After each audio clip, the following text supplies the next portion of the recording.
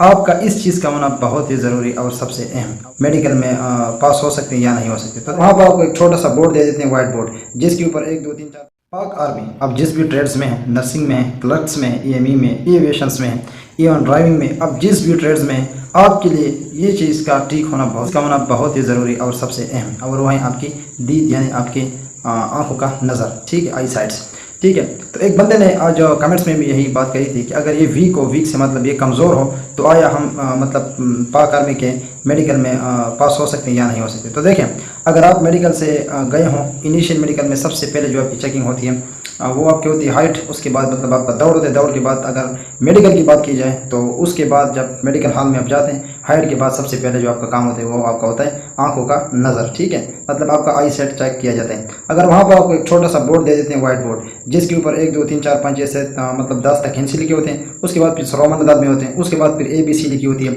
और मतलब ABC जो होती है ये लार्ज में भी होती है और स्मॉल में भी होती है। लार्ज से मुराद बड़े में भी होती है, स्मॉल से मुराद छोटे में होती है, ठीक है ना। तो वो आपको कम से कम इतना फासला मतलब होता है, आप ये समझ लें कि मतलब काफ़ी 10 बंदों को छोड़कर फासला होता है, ठीक है ना।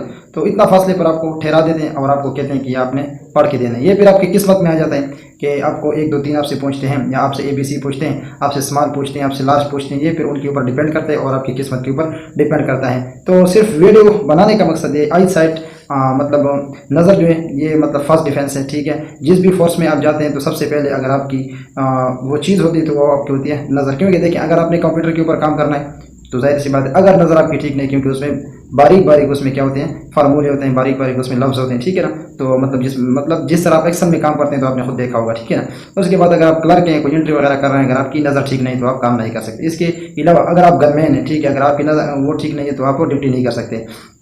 तो नज़र अगर आपकी ठीक नहीं, आप फोर्स के किसी भी शोबे में काम नहीं कर सकते, ठीक है ना। इससे अच्छा ये है कि अगर आपको पता है कि मेरे आंखों का मसला है, मुझे 2 नंबर आने चाहिए, 1 नंबर चाहिए, 3 नंबर चाहिए, जिस तरह मेरा खुद भाई उसको मतलब तकरीबन 5 नंबर है जो सबसे कम है, ठीक है ना।